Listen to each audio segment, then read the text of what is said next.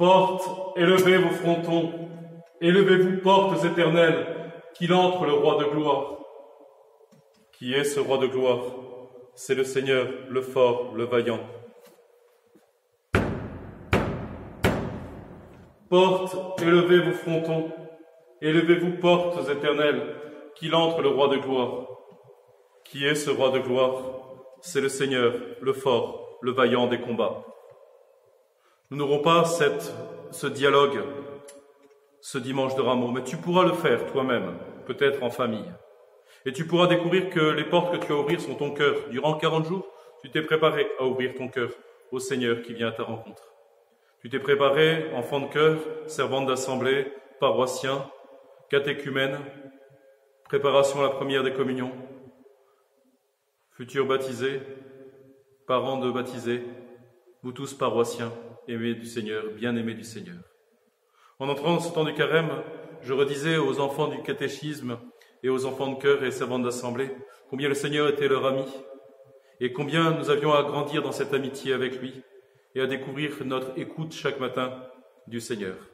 J'aimerais vous relire cette prière que je laissais aux servantes d'assemblée et aux enfants de cœur qui aiment tant servir le Seigneur et qui en ce jour sont privés. Vous pouvez servir le Seigneur chez vous, dans la manière de mettre votre cœur à l'œuvre, dans la manière ainsi de vivre fidèle au don de vous-même, comme le Seigneur se donne dans l'Eucharistie. Je vous redisais de ne pas vous habituer à l'Eucharistie, de ne pas faire les choses par habitude, mais d'y mettre du sens. Nous aurions eu plein de préparatifs pour expliquer tous les sens de ce qui va se développer. Mais vous voici devant votre écran à regarder cette vidéo. Mais vous voici aussi le reste du temps à prier dans le silence de votre cœur et à vous retirer. Je vous laisse cette petite prière, fidèlement. Elle est de Charles de Foucauld, un ami à moi et à vous, j'espère.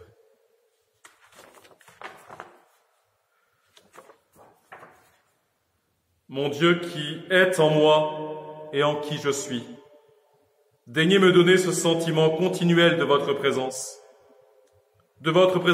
en moi et autour de moi, et en même temps cet amour craintif qu'on éprouve en présence de ce qu'on aime passionnément et qui fait qu'on se tient devant la personne aimée sans pouvoir détacher d'elle ses yeux, avec grand désir et pleine volonté de faire tout ce qui lui plaît, tout ce qui est bon pour elle, en vous, par vous